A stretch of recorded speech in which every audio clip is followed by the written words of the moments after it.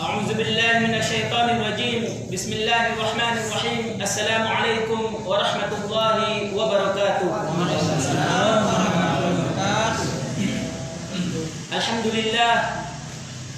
الحمد لله رب العالمين. الحمد لله الذي أرسل رسوله بالهدى ودين الحق ليظهره على الدين كله ولو كره المشركون. الحمد لله الذي أسرى على عبده ليلا من المسجد الحرام إلى المسجد الأقصى الذي باركنا حوله لنريه من آياتنا إنه هو السميع العليم إنه هو السميع البصير. الحمد لله الذي هدانا لهذا وما كنا لنهتدي لولا أن هدانا الله. من يهده الله فلا مضل له ومن يضلل فلا هادي له. الحمد لله الذي أنزل على عبده الكتاب ولم يجعل له عوجا قيما لينذر بأسا شديدا من لدنه ويبشر المؤمنين الذين يعملون الصالحات أن لهم أجرا حسنا ماكثين فيه أبدا وينذر الذين قالوا اتخذ الله ولدا ما لهم به من علم ولا لآبائهم كبرت كلمة تخرج من أفواههم إن يقولون إلا كذبا. أشهد أن لا إله إلا الله وحده لا شريك له له الملك وله الحمد يحيي ويميت وهو حي لا يموت بيده الخير وهو على كل شيء قدير. وأشهد أن محمدا عبده ورسوله ونبيه وخليله وصفيه ومولاه محمد صلى الله عليه وسلم بلغ الرسالة وأدى الأمانة ونصح للأمة وكشف الغمة ومع الزمة وتركنا في محجة البيضاء ليلها ونهارها سواء لا يزيغ عنها إلا هالك. Jemaah kaum muslimin yang dirahmati Allah Subhanahu wa taala. Puji syukur kehadiran dari Allah Subhanahu wa taala yang telah memberikan kepada kita berbagai macam kenikmatannya. Roy rawadi bandai Allah Subhanahu wa taala kaisa podana roy rawadi. Memuji dari Allah Subhanahu wa taala dalam segala keadaan kita. Dengan cara kelampar kerabi mendaida sau Allah perintah kepada Allah Subhanahu wa taala. Robi ikai mendaida sau Allah tapar rara kepada Allah Azza wa Jalla. Inilah takwa. Inilah memuji Allah Subhanahu wa taala. Wa ma khalaqtul jinna wal insa illa liya'budun. Dan pada malam hari yang mulia ini kita akan bertamasya tentang pembahasan hari dari Masjidil Haram ke Masjidil Aqsa, dari Masjidil Aqsa ke Sidratul Muntaha untuk menerima perintah solat. Yang ternyata perintah solat ini adalah yang akan membedakan antara kita dengan orang kafir. Al-ahdul ladzi bainana wa bainahum as-shalah. Yang membedakan antara kita dengan orang kafir adalah solat. Faman tarakaha faqad kafar. Yang meninggalkan solat, sungguh dia telah kafir. Kita memuji Allah Subhanahu wa taala wahai kaum muslimin. Diizinkan oleh Allah Subhanahu wa taala untuk datang ke masjid ini merenungi perjuangan Rasulullah sallallahu alaihi wasallam. Sehingga setelah nanti kita memahami penjelasan ini secara detail dan kami akan menjelaskannya secara rinci. Harapan yang kita dapatkan adalah begitu luar biasanya perjalanan yang dilakukan oleh Rasulullah untuk menerima perintah salat. Lalu alasan apa bagi kita untuk meninggalkannya, melalaikannya, tidak melaksanakannya secara serius? Salawat dan salam kita haturkan kepada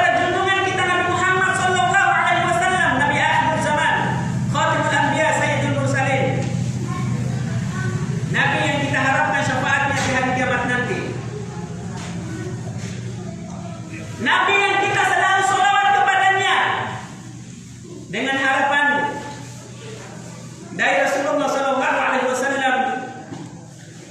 akan bahagia ketika kita bertemu dengannya nanti di hari kiamat. Dengan harapan Rasulullah SAW akan menyambut kita di telaganya, telaga Kautsar, dan mempersilakan kita untuk meminum dari air telaganya yang dikatakan oleh beliau dalam hadisnya, apabila kita minum air dari telaga itu, kita tidak akan pernah merasakan kehausan lagi selama-lamanya.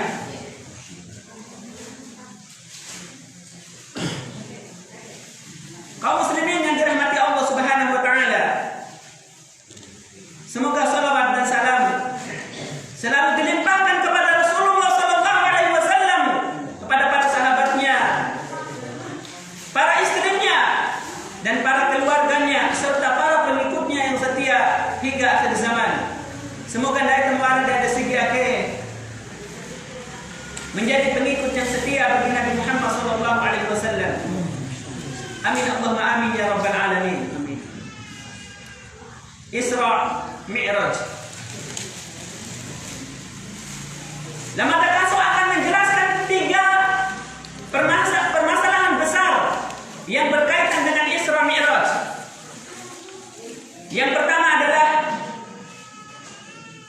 keadaan Rasulullah sebelum Isra Mi'raj. Yang kedua, perjalanan Rasulullah di dalam Isra Mi'raj. Kemudian yang ketiga, keadaan Rasulullah setelah melakukan Isra Mi'raj. Kita langsung masuk ke dalam pembahasan yang pertama. Bagaimana keadaan Rasulullah sebelum Isra Mi'raj? Luar biasa. Rasulullah SAW telah melakukan dakwah selama 10 tahun kurang lebih. Di tahun yang ke-10 kenabiannya, tepat pada bulan Rajab, pamannya meninggal, yaitu Abu Thalib. Paman Rasulullah SAW meninggal di tahun ke-10 kenabian Rasulullah SAW. Yang kita ketahui, paman Rasulullah ini adalah orang yang paling menyayangi Rasulullah. Bahkan beliau lebih menyayangi Rasulullah daripada anak kandungnya sendiri. Diceritakan dalam hadis Rasulullah, Abu Thalib memuliakan Rasulullah SAW. Ketika waktu makan, Rasulullah disuruh duduk di atas tikar yang bagus, anak-anaknya di luar. Rasulullah SAW dibawanya kemana-mana, dijaganya, dilindunginya. Kemanapun beliau pergi, Abu Thalib selalu membawa Rasulullah SAW. Karena setelah ditinggal mati oleh kakeknya Abdul Muthalib, beliau berwasiat khusus kepada anaknya yang satu ini, yaitu Abu Thalib, memberikan kepercayaan kepada beliau ini untuk merawat Rasulullah, karena beliaulah yang sangat pantas dan sangat cocok untuk merawat Rasulullah SAW. Maka di sini ada hikmah dari Ruhu Bendaika. Biasanya setiap keluarga ada anak tertentu yang dipercaya, yang dihormati, yang diberikan beban untuk membantu keluarga. Apabila ada permusyawaratan, anak inilah nanti yang akan diminta pendapatnya, yang bahkan akan sangat berpengaruh di dalam mengambil keputusan dalam keluarga. Dikarenakan ketakwaannya, kedewasaannya, tanggung jawabnya, maka semoga baik tempat ada segi akhir, termasuk anak dari orang tua kita masing masing-masing yang memiliki posisi itu. Amin Allahumma amin ya rabbal alamin. Yang diberi kepercayaan oleh keluarga kita masing-masing untuk menjadi pengganti bapak kita atau orang tua kita. Menjadi pengganti orang tua kita di dalam mengurus keluarga. Maka ketika kita mendapatkan tanggung jawab itu, jangan dilalaikan. Lakukan dengan sepenuh hati. Itu pula yang dilakukan oleh Abdul Muthalib, kakek Rasulullah, ketika beliau hampir wafat, meninggal. Dipanggilnya Abu Thalib, jaga anak ini, jaga Muhammad. Dijaga sampai Rasulullah SAW diangkat menjadi seorang nabi. Kelihatanlah dakwahnya ternyata beda sekali dengan agama yang dianut oleh kafir Quraisy. Posisi Abu Thalib ini luar biasa sekali dihormati di kalangannya. Sampai-sampai Abu Jahal, Abu Lahab, Abu Sufyan, orang-orang yang berpengaruh pada saat itu tidak berani melakukan apa-apa, tindakan apa-apa terhadap dakwah Rasulullah. Beliau menjadi perisai, benteng dalam perjuangan Rasulullah SAW. Dan di bulan Rajab pada tahun 10 kenabian wafat, tentu meninggalkan kesedihan bagi Rasulullah. Sedih sekali. Karena Rasulullah SAW tidak pernah melihat bapaknya.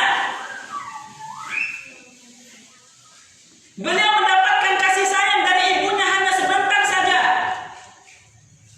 Karena beberapa hari setelah dilahirkan oleh ibunya, cuma beberapa hari saja disusu oleh ibunya. Kemudian dibawa oleh Halimatus Sa'diyah sampai umur 2 tahun. Dikembalikan, belum lama setelah dikembalikan, wafat ibunya. Jadi tidak mendapatkan kasih sayang secara utuh dari orang tuanya. Beliau mendapatkan dari Abu Thalib ini, dari kakeknya, kemudian pamannya.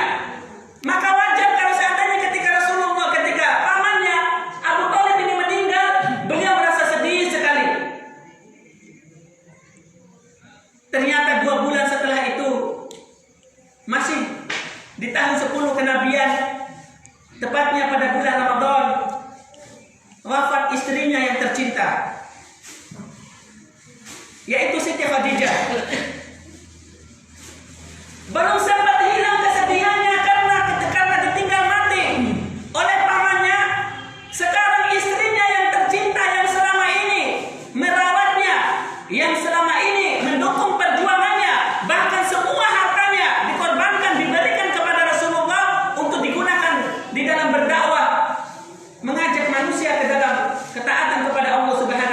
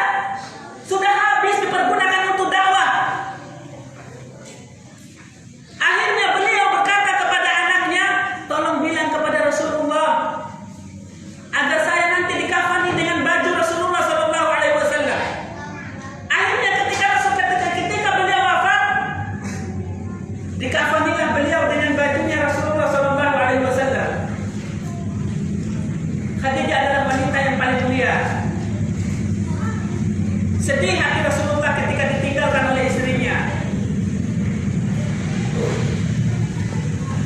Ketika sudah menikah dengan Aisyah radhiyallahu anha, Rasulullah selalu memuji-muji ibunda kita Khadijah radhiyallahu anha ini, sampai membuat ibunda kita Aisyah radhiyallahu anha merasa cemburu. Ai, wanita yang sudah tua itu.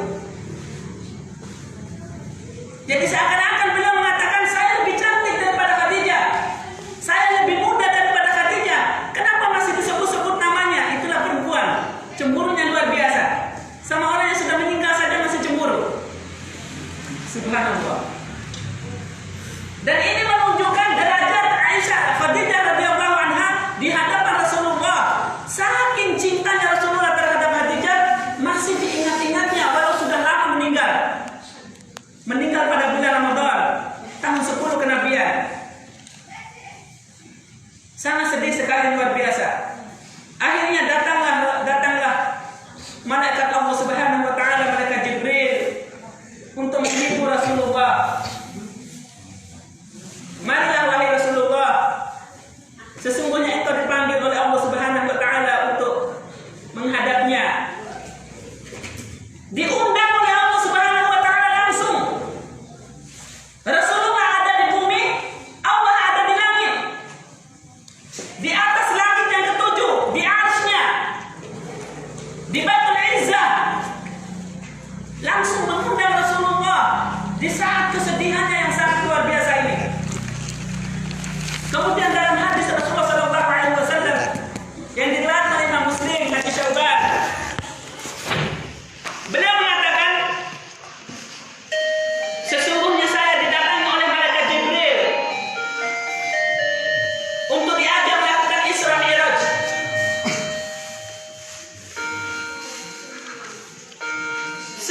Kami naik di atas kendaraan yang disebut dengan buraq.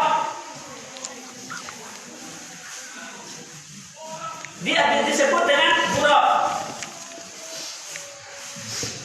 Bentuknya serupa dengan kuda atau serupa dengan khimar, tapi bukan khimar dan juga bukan kuda. Makanya disebut dengan buraq. Yang dalam hadis lain disebutkan satu langkahnya itu adalah sepanjang mata memandang. Sekali langkah buraka sepanjang mata memandang.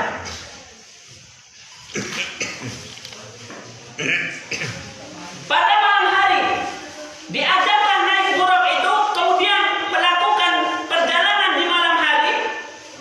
Ini kita sudah masuk pembahasan yang kedua, yaitu peristiwa Isra Mi'raj. Dari Masjidil Haram ke Masjidil Aqsa. Kemudian setelah nyampe di Masjidil Aqsa, saya mengikat kendaraan saya di satu pohon, yang dimana di situ juga para nabi mengikat kendaraannya. Akhirnya beliau masuk di dalam Masjidil Aqsa yang sekarang diperebutkan oleh orang-orang Israel. Sempat mereka kuasai berapa ratus tahun. Alhamdulillah, Salahuddin Al-Ayyubi datang dan merebut kembalinya. Dan sekarang menjadi perselisihan dan perebutan sampai hari kiamat. Bahkan Amerika Serikat sudah memberikan restu kepada Israel untuk menjadikan Al-Qudus sebagai ibu kota Israel. Dan kita tidak akan pernah menerima selama-lamanya, karena Al-Qudus adalah merupakan ibu kota Palestina. Walau kita tidak pernah datang ke Palestina, walau kita tidak pernah melihat Palestina, tapi Masjidil Aqsa ada di Palestina. Ini menjadi masjid yang bersejarah bagi kita dan bagi kaum muslimin, bahkan merayakannya setiap tahun, yaitu di Isra Mi'raj. Maka sebagai kita orang yang beriman, tidak boleh rela, tidak boleh menerima, dan tidak boleh mengakui dengan keputusan siapapun yang memberikan keputusan Al-Qudus itu diambil alih dan dirampas dan dijadikan sebagai ibu kota orang-orang kafir. Waliyadzubillah. Ini adalah masjid yang dimana di situ Rasulullah sholat beserta para anbiya.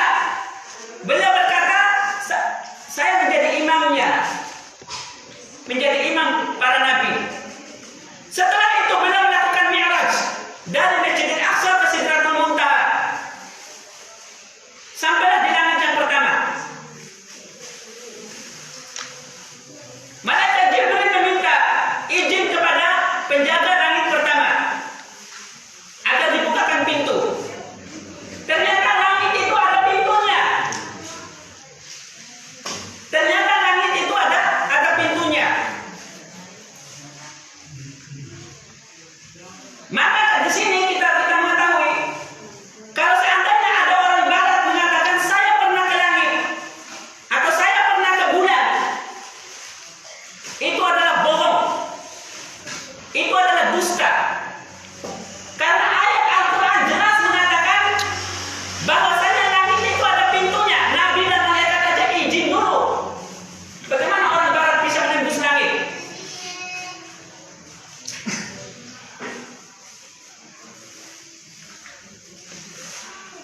Kemudian malaikat penjaga langit pertama bertanya, "Man anta?" Siapa kamu? Ana Jibril. Saya Jibril.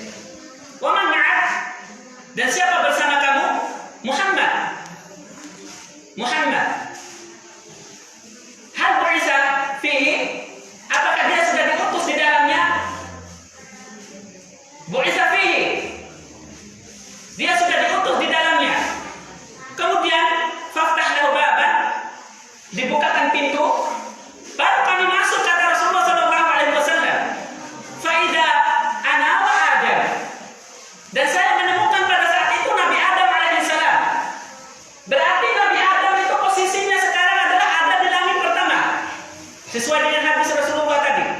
Karena kami sudah sampaikan dari awal, hadis ini adalah diriwayatkan oleh Imam Muslim. Semua hadis yang ada di dalam Sahih Muslim adalah sahih. Tidak perlu lagi kita teliti benar atau tidaknya, sahih atau dhaifnya. Semuanya sahih. Dan tidak perlu kita bahas kembali.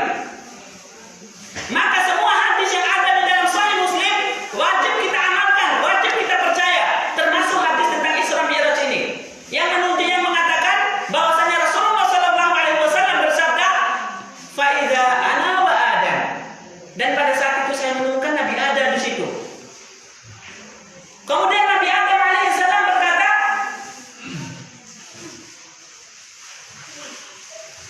"Assalamualaikum ya Abdul Saleh wa Nabiyyun Saleh." Keselamatan bagimu wahai hamba yang soleh dan Nabi yang soleh. Itu dalam hadis lain. Kemudian dalam hadis yang Sahih Muslim tadi dijelaskan, kemudian Nabi Adam alaihissalam memberikan tarhib ataupun keselamatan, ucapan selamat kepadaku. Begitulah dihormatinya Rasulullah sallallahu alaihi wasallam, karena ini tamu Allah. Tamu yang diundang langsung oleh Allah Subhanahu wa taala. Kemudian setelah itu mereka naik di langit yang kedua.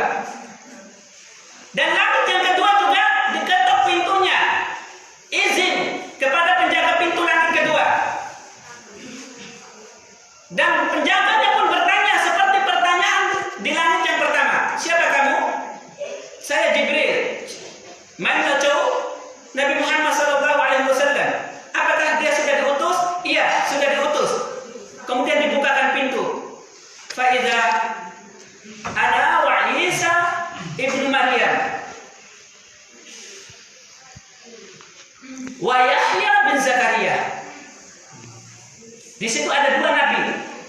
Di langit yang kedua ada dua nabi Allah Subhanahu wa taala, yaitu Nabi Isa alaihissalam dan anak pamannya Yahya bin Zakaria. Yahya bin Zakaria. Kemudian kedua nabi itu pun mengatakan kepada Rasulullah sallallahu alaihi wasallam, "Assalamualaikum ya Abdul Saleh wa Nabiyyun Saleh." Ternyata kesolehan Rasulullah sallallahu alaihi wasallam sudah terkenal di ahli langit, di ahli bumi, bahkan di ahli langit. Termasuk para anbiya yang sudah dipanggil duluan oleh Allah Subhanahu wa taala, diwafatkan duluan oleh Allah Azza wa Jalla dan ditempatkan di langit yang kedua itu. Yaitu Nabi Isa alaihissalam dan Nabi Yahya bin Zakaria. Kemudian beliau menuju langit yang ketiga. Ditanya, "Tok, assalamualaikum. Siapa kamu?" "Saya Jibril." "Kamu bersama siapa?" "Nabi Muhammad sallallahu alaihi wasallam." "Apakah dia sudah diutus?" "Iya, sudah diutus." Dibukakan pintu. Fa idza situ ada Nabi Yusuf alaihissalam di langit yang ketiga.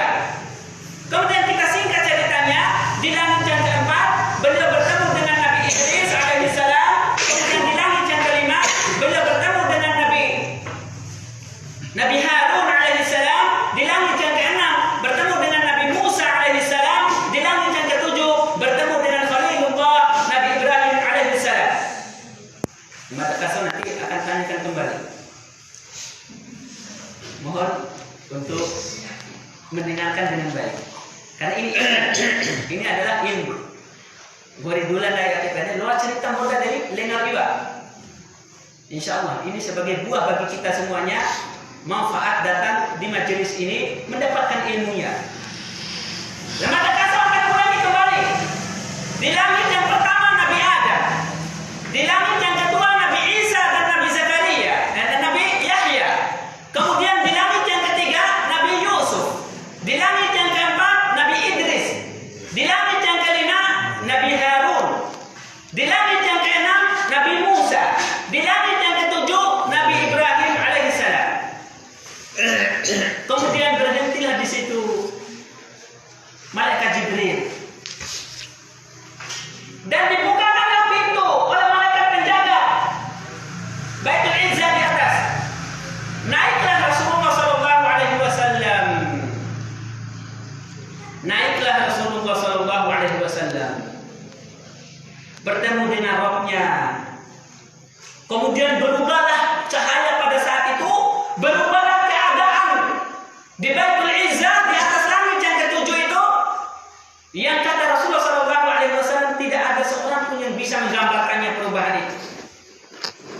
Karena didatangi oleh Nabi yang ditunggu-tunggu oleh semua orang.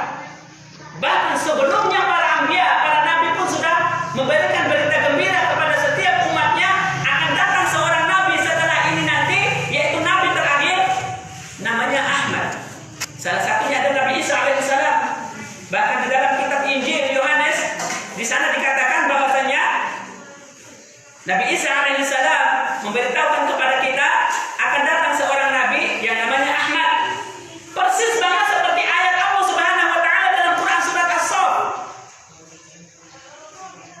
Wa idh qala Isa ibn Maryam ya bani Israil inni rasulullah ilaikum musaddiqan lima baina yadayya minat Taurat wa mubasysyiran bi rasulin ya'ti min ba'di ismihi Ahmad. Falamma ja'ahum bil bayyinati qalu hadza sihrun mubin. Ya'ti min ba'di ismihi Ahmad. Kata Nabi Isa alaihissalam memberikan berita gembira kepada umatnya akan datang setelah aku nanti seorang nabi namanya Ahmad. Sama seperti dalam Injil tadi.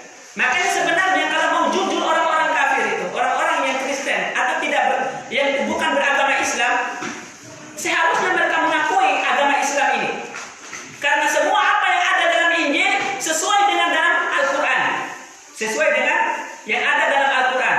Seperti haramnya babi, haramnya anjing, haramnya makan riba, haramnya saling membunuh, haramnya minum khamar, semuanya ada. Semuanya ada dan semuanya sama. Tapi mereka malah merubah kitab-kitab mereka sehingga mereka pun berubah dalam perbuatannya sehari-hari. Waliyadzubillah. Ketika sudah berhadapan dengan Allah Subhanahu wa taala dalam firman Allah Subhanahu wa taala Quran surat An-Najm. Bisa dicek mungkin Quran surat An-Najm. Di sana Allah berfirman, "Wa laqad ra'ahu nazlatan ukhra 'inda sidratil muntaha 'indaha jannatul ma'wa idh yaghsha sidrata ma yaghsha ma zagha al-basar wa ma tagha wa laqad ra'ahu min ayati rabbil kubra."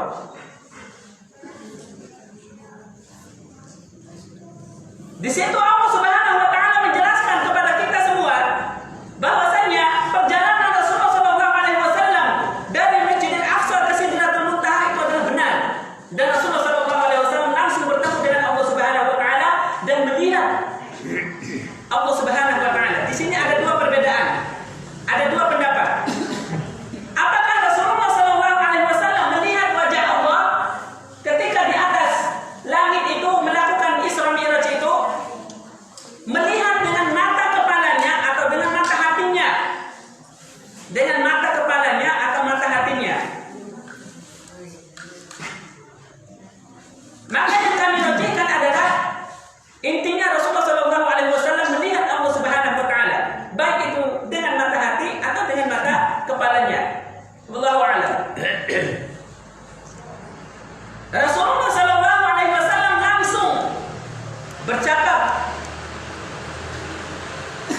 berbicara dengan Allah Subhanahu wa taala, diwajibkanlah salat 50 kali.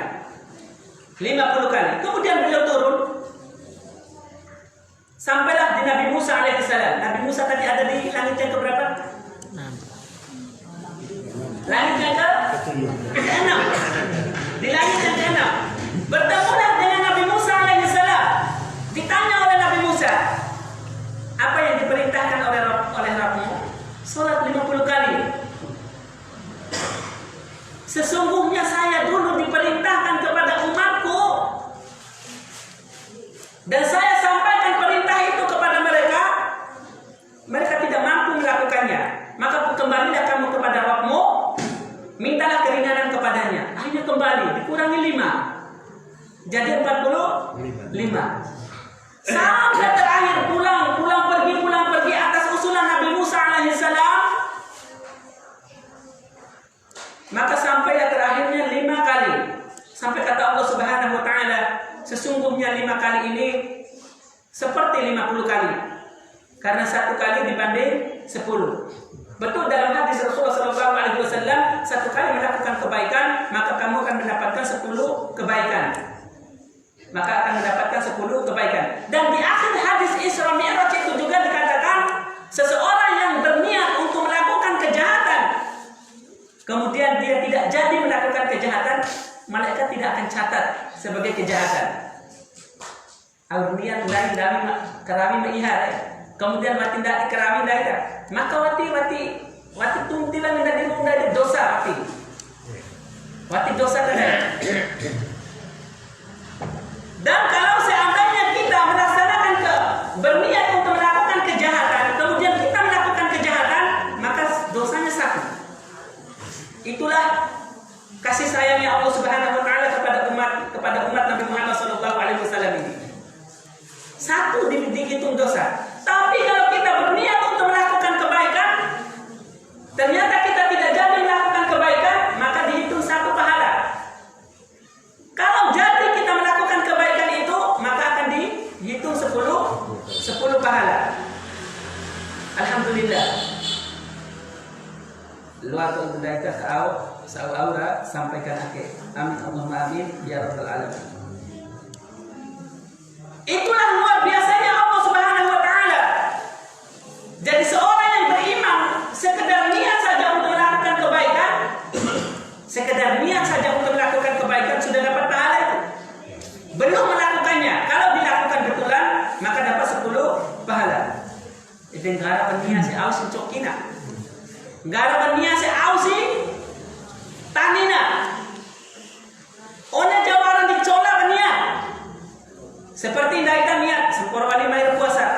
Ya Allah, mada niat mai puasa tere puasa tolong pun mai dicakui. Waraka 1 pahala. Kalau kita betul nanti datang Ramadan kita melaksanakan puasa 30 hari dan kita tidak pernah meninggalkannya, dapat 10 pahala. Pala aina niat kerami dosa. Mai sepuasa tere kena cili ya. Kena cili. Sakai kau pelau owe ya kaambaga bakut ciliring dayu au. Nah haruci main roti langsung eta. Jadi nak siapa puasa itu? Ai to yang larang mende. Itu adalah salah satu niat yang tidak baik. Tapi kalau kita hanya sekedar niat, maka kita tidak akan dapatkan dosa. Tapi nanti kalau seandainya kita melakukan betulan, kita akan dihitung satu dosa. Tapi untuk masalah dosanya itu berat atau ringannya tergantung kejahatan yang kita lakukan. Tergantung kejahatan yang kita lakukan dan hukumannya pun akan kita dapatkan. Waliyadzubillah, semoga Allah menjauhkan kita dari niat-niat yang buruk dan memberikan kepada kita hati yang ikhlas, hati yang selalu berniat untuk melakukan ketaatan dan kebaikan kepada Allah Subhanahu wa taala.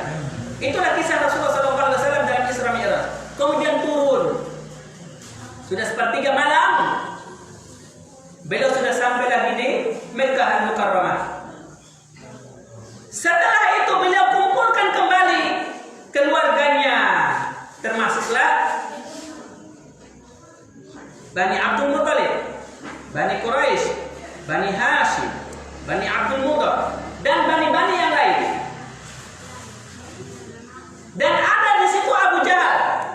Di situ ada Abu Lahab. Di situ juga ada Abu Bakar As-Siddiq radhiyallahu anhu. Beliau menceritakan kisah perjalanannya kepada mereka, tidak ada yang percaya satu orang pun. Terkaget-kaget mereka, heran. Bahkan dari mereka mengatakan seperti Abu Jahal, Abu Quhafah. Karena ini adalah merupakan panggilan untuk Abu Bakar As-Siddiq radhiyallahu anhu. Ini lihat teman kamu. Udah gila teman kamu ini. Masa dia mengatakan melakukan perjalanan dari Masjidil Haram ke Masjidil Aqsa, dari Masjidil Aqsa ke Sidratul Muntaha. Kemudian dia bercerita bertemu dengan nabi-nabi dan dia menjadi imam dan seterusnya. Apakah mungkin kita pergi ke Syam saja membutuhkan berapa hari perjalanan? Dia cuma nggak nyampe satu malam udah bolak-balik aja ke langit. Mustahil. Memang kalau pakai akal tidak akan mampu kita mengakalinya, kecuali akalnya orang-orang yang beriman. Karena akalnya orang yang beriman akan selalu terkait hatinya dengan iman dan kepercayaan kepada Allah dan Rasulnya. Apa jawaban Abu Bakar As-Siddiq radhiyallahu anhu? Jawabannya adalah, kalau seandainya ada yang lebih mustahil dari ini, maka saya akan tetap mempercayainya. Karena Rasulullah tidak pernah berbohong. Wa ma yantiqu 'anil hawa in huwa illa wahyun yuha. Rasulullah tidak pernah berbohong. Maka pada saat itulah Abu Bakar As-Siddiq diberi gelar As-Siddiq, yaitu orang yang jujur, orang yang membenarkan dan dibenarkan, orang yang selalu berkata jujur. Masya Allah. Kalau dilihat dari pembahasan kita tadi, maka selesai pembahasan yang kedua, kita akan masuk kepada pembahasan yang ketiga. Bagaimana keadaan Rasulullah SAW setelah Isra Mi'raj? Keadaan Rasulullah SAW setelah Isra Mi'raj, semua manusia yang kafir semakin kafir, yang beriman semakin beriman. Seperti Abu Jahal. Makanya disitulah dikatakan Abu Jahal. Sebenarnya namanya itu adalah Abdul Hakam, orang yang paling adil. Tapi karena dia tidak mau gunakan akalnya, langsung dirubah oleh Rasulullah SAW menjadi Abu Jahal, orang yang paling bodoh. Abu Jahal itu adalah orang yang paling bodoh. Abu itu kan bapak, Jahal itu bodoh, bapaknya bodoh. Abu Pak. Luar biasa. Kemudian nama asli daripada Abu Jahal itu sebenarnya adalah Umar. Makanya dalam salah satu doa Rasulullah itu adalah, ya Allah, muliakanlah Islam ini dengan salah satu dari dua Umar ini, Umar bin Khattab dengan Umar bin Hisham, yaitu Abu Jahal itu. Tapi ternyata Abu Jahal tetap dalam kebodohannya. Umar bin Khattab menggunakan akalnya untuk memikirkan Islam, merenungi Islam, akhirnya masuk ke dalam Islam. Alhamdulillah menjadi pejuang yang tangguh, bahkan menjadi orang nomor 2 setelah Rasulullah dan Abu Bakar.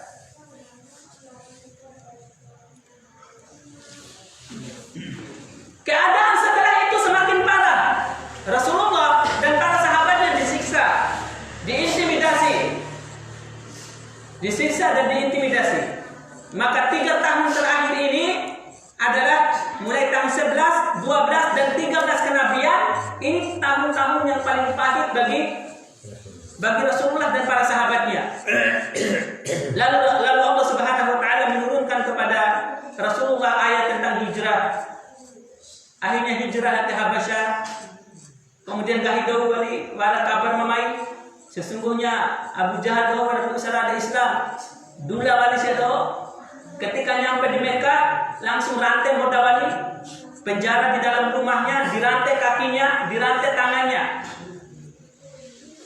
Kemudian alhamdulillah Rasulullah SAW memberikan perintah kembali kepada umatnya, kepada sahabatnya untuk hijrah yang kedua kali ke Habasyah.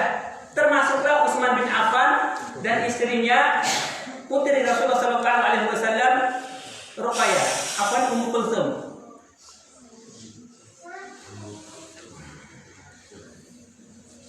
Dan setelah Rasulullah SAW hijrah, maka alhamdulillah mulai pada saat itu jayalah Islam. Jayalah Islam. Terakhir, sebelum kita tutup pembahasan ini, hikmah-hikmah di dalam perjalanan Rasulullah Sallallahu Alaihi Wasallam dari Masjidil Haram ke Masjidil Aqsa, dari Masjidil Aqsa ke Sidratul Muntaha, ada 5 hikmah.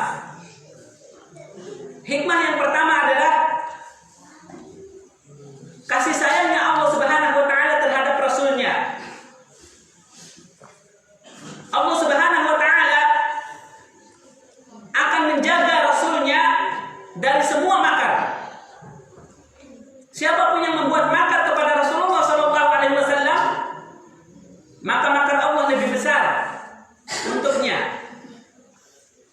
Makanya ketika ketika hijrah saja, semua orang ini sudah tidak ada lagi solusi kira-kira apa ini yang membuat Nabi Muhammad ini harus berhenti dari dakwanya. Akhirnya muncullah satu ide, yaitu Rasulullah harus dibunuh. Hanya ini satu-satunya cara untuk menghilangkan keresahan di masyarakat ini. Rasulullah harus dibunuh. Akhirnya dibayarlah kepala Rasulullah itu, dijual kepala Rasulullah saat itu dengan harga yang sangat tinggi. Cuma luar hati Rasulullah atau luar tangkap Muhammad, baik hidup ataupun mati, dia akan mendapatkan sekian.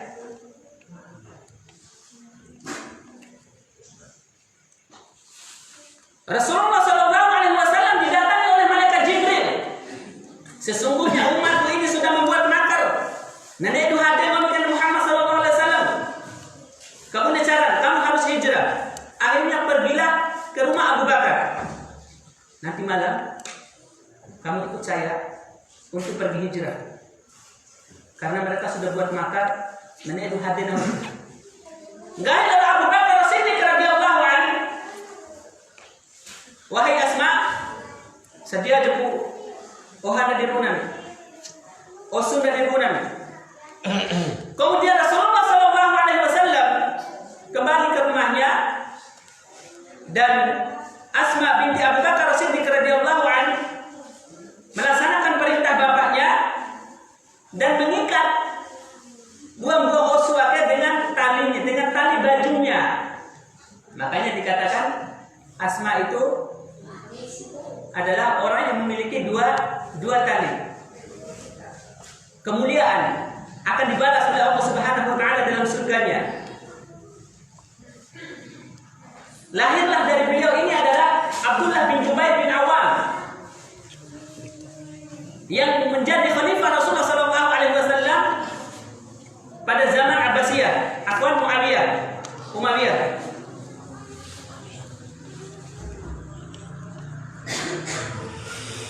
Rasulullah, Allah Subhanahu wa taala sangat sayang terhadap Rasulnya, menjaga Rasulullah Sallallahu Alaihi Wasallam dari semua makar. Maka oleh karena itulah wahai kaum muslimin, kalau seandainya kita mencintai Rasulullah, maka harus kita menjaga Rasulullah. Terutama sekarang fitnah luar biasa. Ada yang menjelekkan Rasulullah, ada yang menghina Rasulullah, ada yang memberikan menggambar Rasulullah dengan gambar yang tidak baik.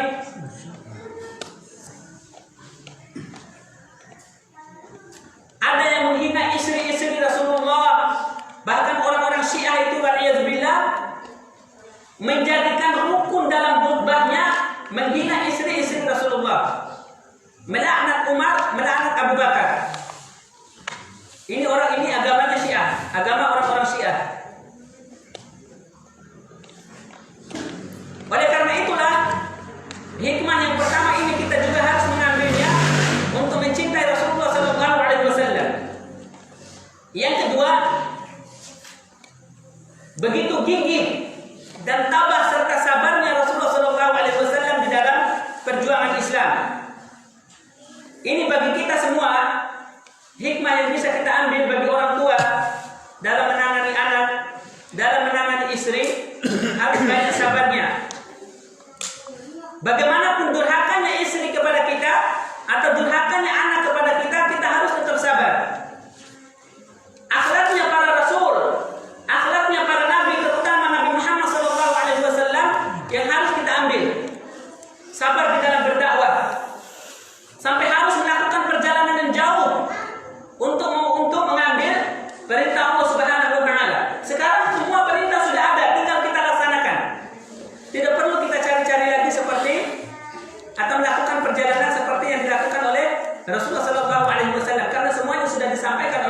Rasulullah tidak ada yang disembunyikannya sedikit pun. Maka kita harus berjuang untuk Islam ini, untuk menghidupkan Islam ini dalam keluarga kita, di dalam masyarakat kita, dengan perjuangan yang utuh. Contoh real yang bisa kita lakukan adalah dalam rumah tangga tadi, seperti mengajak istri, mengajak anak kita untuk melaksanakan sholat. Kemudian bagi ibu-ibu, merawat suaminya dengan baik, merawat anaknya dengan baik, agar suami betah di rumah, agar anak-anak juga betah di rumah. Mana kelempak ada orang anak, main ada rumah, ringan kahim kalai, ringan kahim dabai, ringan kahim kasar dari orang tua, sehingga orang anaknya tidak betah di rumah, lebih memilih main-main di kampungnya. Tapi sangat luar biasa sekali pengaruh bagi mereka kalau mereka bermain-main di teman-temannya yang luar biasa sekali sekarang fitnah, waliyazubillah. Bagaimana dakwah ini kita akan satukan kekuatan untuk menuju kejayaan Islam, seperti yang dilakukan oleh Rasulullah SAW dan Abu Bakar As-Siddiq radhiyallahu anhu.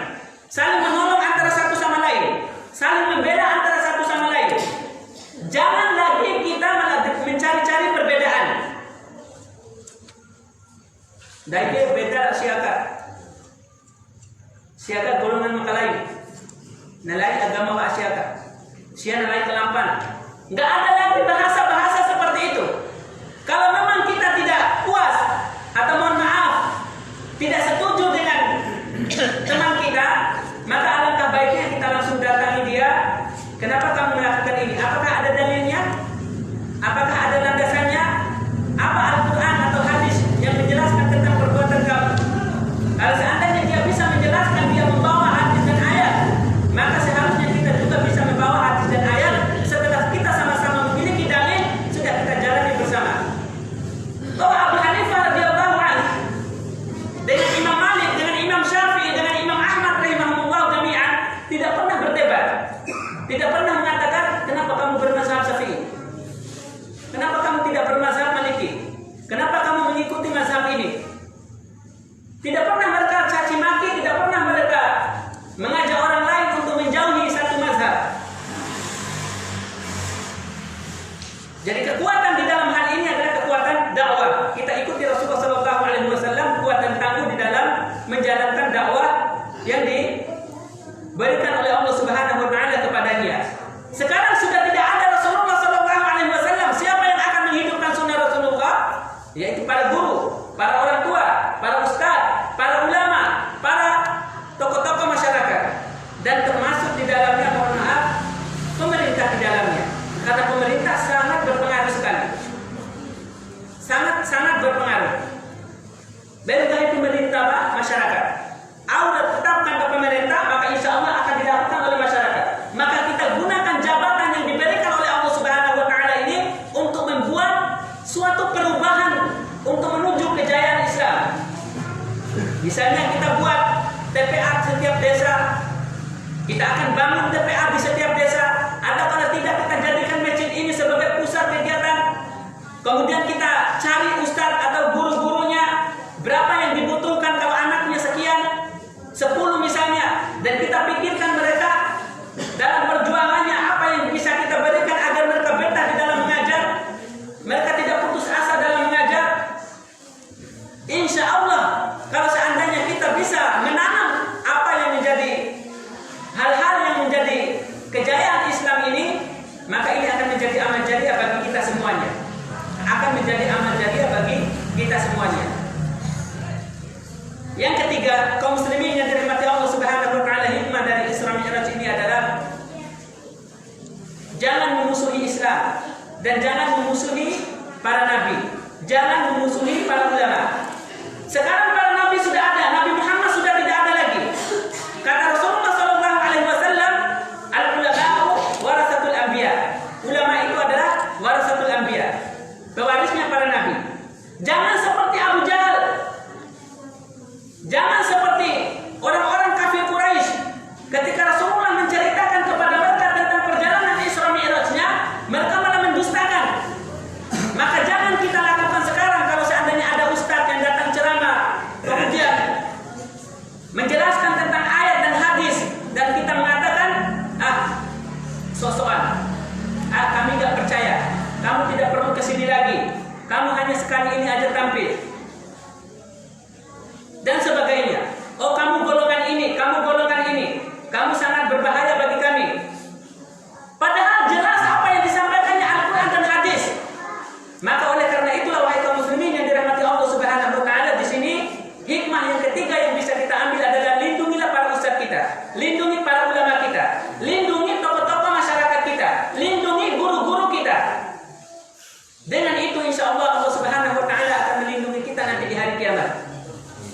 Rasulullah SAW akan mengakui kita sebagai umatnya karena kita telah melindungi orang-orang yang menyambung lidahnya, yang menyambung dakwahnya, yang melanjutkan perjuangannya. Yang keempat, hikmah yang bisa kita ambil dari perjalanan Isra Mi'raj Rasulullah SAW adalah banyaklah melakukan pengorbanan di dalam perjuangan Islam ini. Banyaklah melakukan pengorbanan apapun yang bisa kita lakukan. Seperti yang dilakukan oleh Abu Bakar As-Siddiq radhiyallahu anhu terhadap Rasulullah dengan lisannya, pembelaan. Makanya kalau seandainya ada yang menjadikan ulama kita, maka kita bantu dengan lisan kita, dengan hujah kita. Cara kecil. Mati lihatin sebenarnya. Doke insya Allah tahu. Beliau alhamdulillah bagus manhajnya. Orangnya taat beribadah. Doke alhamdulillah waktu perkataan kahim iya atau terawih iya. Maka awal tuduhkan pada dia doa ke, maka insya Allah itu salah. Dan kita bela ulama kita, bela para guru kita, bela kaum muslimin itu dengan lisan kita. Perjuangan yang bisa dilakukan juga adalah bagi kita yang memiliki tenaga. Masjid ini mau dibangun. Masjid adalah salah satu syiar Islam. Kalau ada masjid, maka insya Allah Islam itu akan jaya.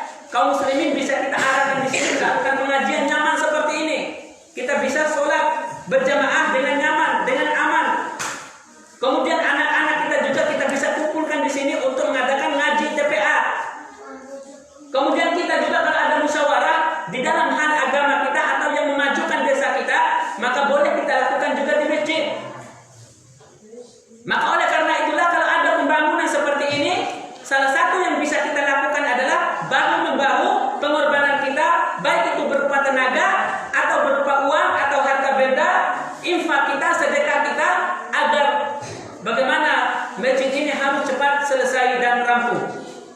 Ini adalah bagian dari perjuangan kita semuanya. Hikmah yang bisa kita ambil di situ dari yang keempat tadi, banyaklah berjuang. Apapun yang kita bisa lakukan, apapun yang bisa kita lakukan untuk Islam ini, baik dengan tenaga, dengan harta, atau dengan ilmu. Karena tiga inilah yang bisa kita lakukan. Para ustaz atau tokoh-tokoh masyarakat di sini, atau lebih tepatnya lagi adalah para guru dan para sarjana. Bahwasanya antum semua sudah sekolah, menghabiskan banyak waktu, banyak umur, menghabiskan banyak biaya. Masyarakat sudah memberikan kepercayaan kepada kita sebagai mahasiswa, sebagai guru, sebagai sarjana, bahwasanya kita memiliki ilmu. Saatnya lah sekarang setelah kita kembali ke desa kita untuk membuktikan bahwasanya kita selama 4 tahun mendapat sarjana itu betul-betul kita pergi belajar. Benar-benar kita pergi belajar. Di sana kita sudah terlatih sholat, sudah terlatih ibadah. Maka sekarang bagaimana kalau seandainya kita tidak memakmurkan masjid, tidak memperhatikan adik-adik kita, tidak mengajak masyarakat untuk melakukan kebaikan? Mohon maaf kalau seandainya sebaliknya, jangan pernah melakukan itu. Perjuangan buat Islam ini lahir dari generasi kejayaan Islam ini dari generasi muda. Kalau generasi mudanya hancur, maka berarti Islam susah nanti kita jayakan. Oleh karena itulah kitalah yang menjadi generasi itu. Kitalah yang menjadi pemuda itu. Sekarang saatnya kita beraksi, saatnya kita untuk berjuang, memberikan pengorbanan yang utuh untuk Allah Subhanahu wa taala demi kejayaan Islamnya. Seperti yang dilakukan oleh para sahabat ridwanullahi alaihim ajma'in dengan Rasulullah sallallahu alaihi wasallam dalam mendukung Rasulullah sehingga dakwah Rasulullah sampai berhasil. Yang terakhir, hikmah yang terakhir adalah banyak berdoa dan bertawakal kepada Allah Subhanahu wa taala. Sifat Rasulullah sallallahu alaihi wasallam setelah ditolak oleh kafir Quraisy, bertawakal. Coba itu serahkan segala urusan kalau bukan kepada Allah Subhanahu wa taala. Orang-orang sudah pada enggak percaya. Lalu apakah kita akan putus asa karena diserang oleh orang-orang kafir Quraisy pada saat itu? Kata Rasulullah, kita harus tetap istiqomah, kita harus tetap sabar, kita harus tetap tawakal kepada Allah Subhanahu wa taala. Kita harus tetap tawakal kepada Allah Subhanahu wa taala. Itu pun yang dilakukan oleh para guru kita, dan alhamdulillah di desa Biha ini luar biasa, sudah ada sekolahnya, ada MI, Itu kan luar biasa sekolah MI. Bahkan di desa Ciracas nggak ada MI-nya.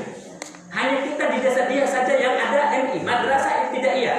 Ini adalah kelebihan yang sangat luar biasa. Silakan diolah dengan baik. Program-program yang akan memajukan anak-anak kita coba ditingkatkan kembali.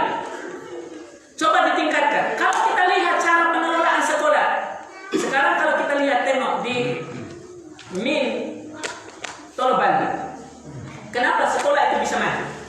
Ternyata setelah saya teliti, yang membuat orang-orang pada mau masukkan anaknya ke sana adalah karena Al-Qur'annya. Karena Al-Qur'annya di sana, kalau tamat SDN di sana sudah otomatis bisa hafal juz 30. Juz 30. Maka ayo bertawakallah kepada Allah Subhanahu wa taala dalam perjuangan ini. Kita cari segala cara, kita lakukan segala cara untuk perjuangan Islam ini, membentuk generasi kita menjadi generasi Islam, karena dengan itulah perjuangan Rasulullah akan bisa kita sambung dan kita bisa raih kembali kejayaan Islam. Sebentar lagi insya Allah, sebentar lagi kejayaan Islam akan kembali. Kalau kita tidak merasakan, anak-anak dan cucu-cucu kita nanti yang akan merasakan kejayaan Islam itu.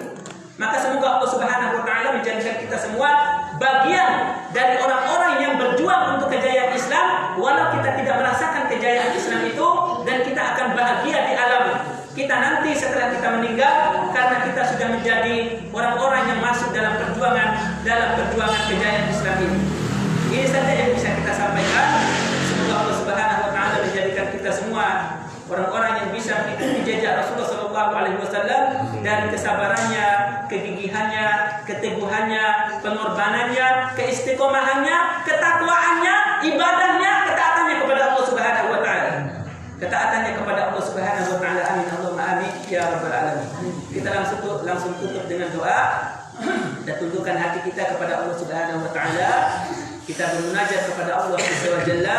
Semoga Allah Subhanahu wa taala menjadikan kita semua pengikut Rasulullah Sallallahu Alaihi Wasallam yang setia, sehingga kita berhak untuk mendapatkan syafaatnya nanti di hari kiamat. Begitu banyak dosa yang telah kita lakukan, maka sudah saatnya kita kembali kepada Allah, bertaubat kepadanya. Ayo kita berikrar di hadapan Allah Subhanahu Wa Taala bahwasanya kita akan menyelesaikan, meninggalkan hijrah dari kemaksiatan yang kita lakukan menuju ketaatan kepada Allah Subhanahu wa taala. Amin Allahumma amin ya rabbal alamin. Alhamdulillahirabbil alamin hamdan yuwafi ni'amahu wa yukafi mazida. Ya rabbana wa lakal hamdu hamdan katsiran thayyiban mubarakan fi. Allahumma shalli ala Muhammad wa ali Muhammad kama shallaita ala Ibrahim wa ali Ibrahim wa barik ala Muhammad wa ali Muhammad kama barakta ala Ibrahim wa ali Ibrahim innaka Hamidum Majid. Allahumma ighfir lana dhunubana wa dhunuba abaina wa ummahatina wa dhunuba jami'al muslimina wal muslimat wal mu'minina wal mu'minat al-ahya minhum wal amwat innaka sami'un qaribun mujibud da'wat ya qadhil hajat. Ya Allah ya rabbal alamin, jadikanlah kami anak-anak yang soleh untuk kedua orang tua kami ya Allah. Ya Allah, jadikanlah kami anak-anak yang tahu balas budi terhadap kedua orang tua kami. Ya Allah, jadikanlah kami anak-anak yang tahu berterima kasih kepada kedua orang tua kami ya Allah. Ya Allah, jadikanlah kami anak-anak yang selalu memintakan istighfar, ampunan untuk kedua orang tua kami di dalam setiap sholat dan ibadah kami. Birahmatika ya arhamar rahimin ya akramal akramin ya rabbal alamin. Ya Allah, karuniakanlah kepada kami anak-anak yang soleh dan soleha ya Allah. Ya Allah, jadikanlah anak-anak yang lahir dari sulbi kami, anak-anak yang akan tumbuh menjadi remaja yang tangguh, menjadi pemuda yang tangguh yang akan selalu berjuang untuk kejayaan Islam. Birahmatika ya akramal akramin ya rabbal alamin. Ya Allah, jadikanlah generasi kami di desa ini ya Allah generasi yang terkait hatinya dengan masjid. Ya Allah, jadikan mereka semua orang-orang yang mendapatkan hidayah-Mu ya Allah, agar mereka kembali dan bertaubat kepadamu, menjadi orang-orang yang baik, anak-anak yang soleh untuk kedua orang tua mereka masing-masing ya Allah. Ya Allah, berikanlah kepada desa kami ini, turunkanlah kepada desa kami ini ya Allah, agar menjadi desa yang diberkahi oleh-Mu ya Allah. Turunkan rahmat kepadanya ya Allah, turunkan rahmat di dalam desa kami ya Allah. Jagalah kami semua ya Allah dari azab-Mu ya Allah. Ya Allah, berkahilah kehidupan kami ya Allah, berkahilah segala urusan kami ya Allah, dan segala usaha kami ya Allah. Ya Allah, jadikanlah usaha kami berkah ya Allah. Lindungilah kami semua dari siksaan di dunia ini ya Allah, lebih-lebih siksaan dalam kubur dan siksaan di akhirat nanti. Birahmatika ya akramal akramin ya rabbal alamin. ربنا آمنا بما أنزلت واتبعنا الرسول فاكتبنا مع الشاهدين ربنا اغفر لنا ولإخواننا الذين سبقونا بالإيمان ولا تجعل في قلوبنا غلا للذين آمنوا ربنا إنك رؤوف رحيم ربنا آمنا فاكتبنا مع الشاهدين ربنا آتنا في الدنيا حسنة وفي الآخرة حسنة وقنا عذاب النار وصلى الله على سيدنا محمد سبحان ربك رب العزة عما يصفون وسلام على المرسلين والحمد لله رب العالمين السلام عليكم ورحمة الله وبركاته.